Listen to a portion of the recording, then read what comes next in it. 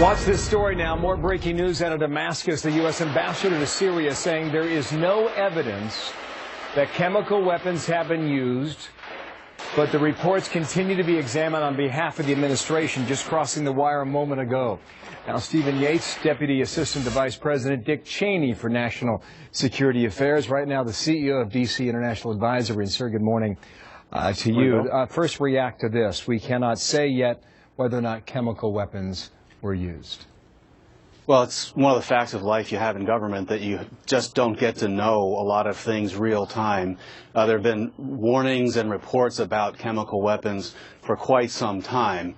The longer this conflict goes on, the more that outside forces are arming the Syrian regime, the increased likelihood that this will either get proliferated or used at some point. So the issue remains before us, even if not used in this case. And there are many things we don't know, as you rightly point out. There are important things, too, in this matter.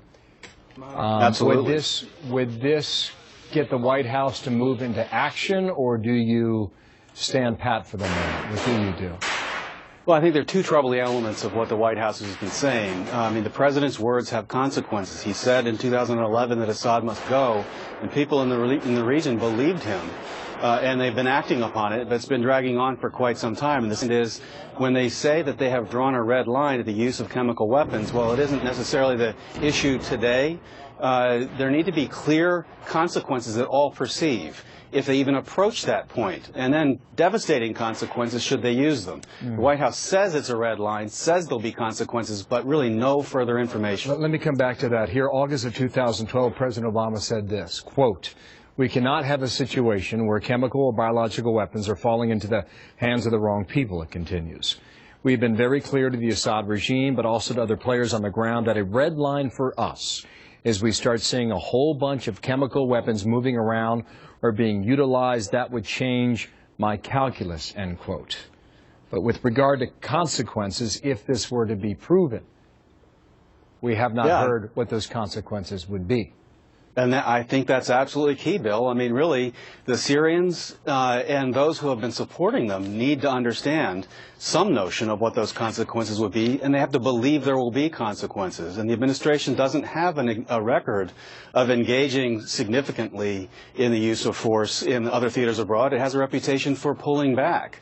And even if the United States is not going to play a leading role, we are still supporting an arms embargo for lethal force being given to the rebels, but that's doing nothing to stop the Russians and others from supporting the Assad regime. No, I think there's clarity within the middle of those two extremes. I apologize for the interruption here. I thought the interviews that Mike Rogers and Dianne Feinstein have been doing have been fascinating. They were on the House and Senate Intelligence Committee. They were given a lot of information that, frankly, is not made public. Senator Feinstein said this: "I think the probabilities are very high that we are going into some dark times, and I think the White House needs to be prepared." Mike Rogers said, "We have a moral obligation to act if chemical weapons were used." Now, I mean, that was about 7 o'clock this morning on CBS. And now we get this that perhaps the chemical weapons were not used in the end. But still, you come back to this issue about what they were told in this meeting just yesterday about dark times ahead. How do you interpret that? Well, I think they're stating pretty clear fact that we are already really in dark times when it comes to the problem in Syria. This was an uprising to unseat a dictator that has become an entrenched civil war with the risk of spilling over the borders in the broader region and reaching into the use or proliferation of some of the world's most dangerous weapons and chemical weapons. And we've had this threat for a long time. There's an Iranian influence that has broader regional consequences, so I think those two leaders are quite right to say tough choices and clear statements are needed now. One more point on this. Senator Feinstein also said we know where the chemical weapons are. About a dozen sites, central northern Syria. Do we? Is our intelligence spot on? Well, I think that anyone, I trust that she has read very good reporting and it's all well sourced and all of that, but anyone who's followed WMD issues over the last couple of decades would have to have some humility about us ever really knowing where everything is. And I think that's certainly going to be the case in this regard. We need to know more. We need to have more people, more allies on the ground in Syria helping us track this and deal with any potential fallout.